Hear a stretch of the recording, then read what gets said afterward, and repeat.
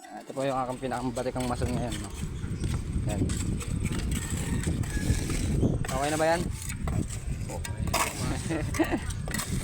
Yung ginagawa namin, no? Medyo nagpipinish lang kami ng ano, diba? At syempre tensyo. Alright,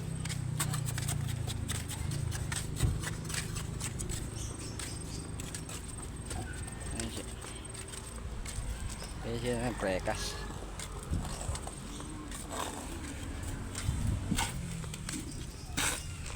Ayan yung nalagyan yan, timba. Uli yung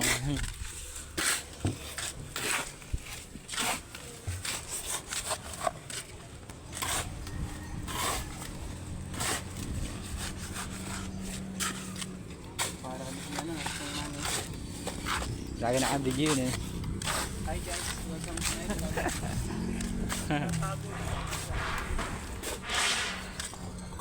Yun o.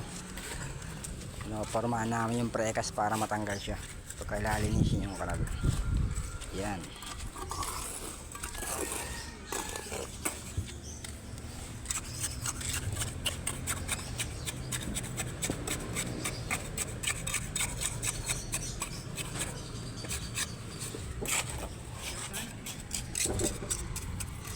Ang gumagawa ng prekas.